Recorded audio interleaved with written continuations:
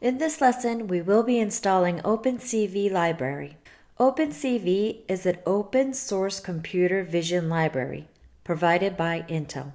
In this course, we will be using the OpenCV library for face recognition. We will set the drone camera to track a person based on this face recognition. Now let's get started installing. Open your web browser and go to https://opencv.org. Here you will find the document on OpenCV. The document might be a bit complicated, so I want you to click on the tutorial link on the right side of the screen. Click on Introduction to OpenCV. Scroll down a bit to find Installation in Windows link. Click on the link to the page that says Installation by using the pre-built libraries. Now click on the link that says Page on SourceForge. In this page, you will see a green button to download the latest version. In this page, you may find the older version, but we'll be downloading the OpenCV 4.0.0. You may find an even more newer version of the library. You may install that version, but I want you to know that there may be some differences. Let's hit the download button to start the process. This may take some time, so I will skip the process. Here we've completed the download. Click on the tab below to launch the installer. Let's close this window. Let's extract the folder by hitting the extract button.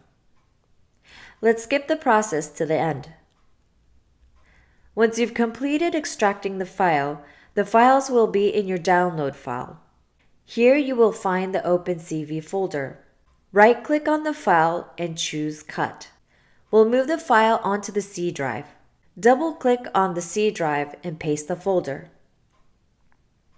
Remember where we put the file. It's directly under the C drive. Now let's go into the file.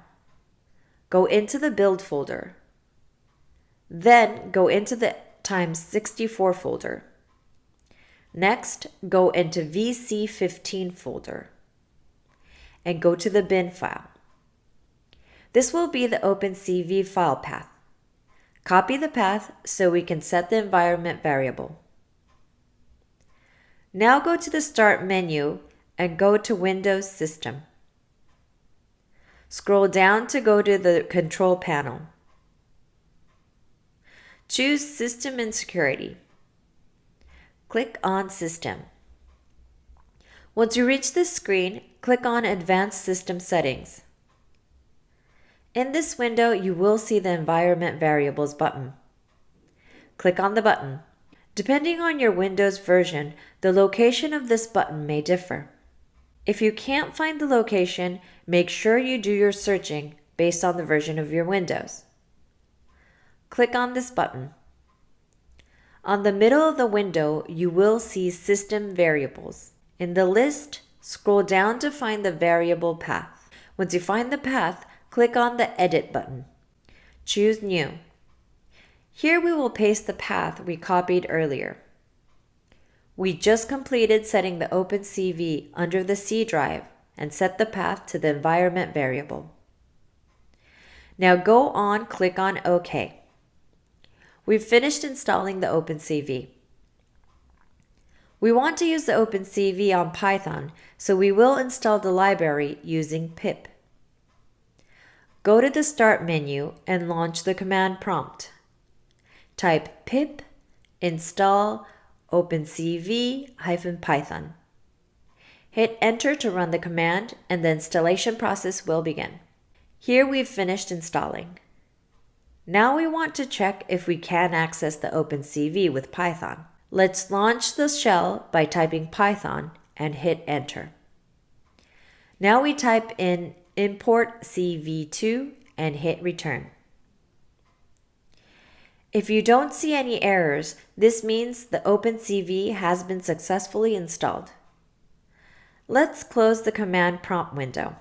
Now I want to take the time to also install FFmpeg, which we'll be using in the course.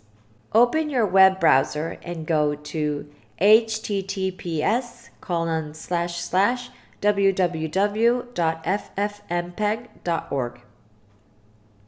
With this software, we will be able to record videos or stream videos. For Mac users, the FFmpeg will automatically be installed when you install the OpenCV.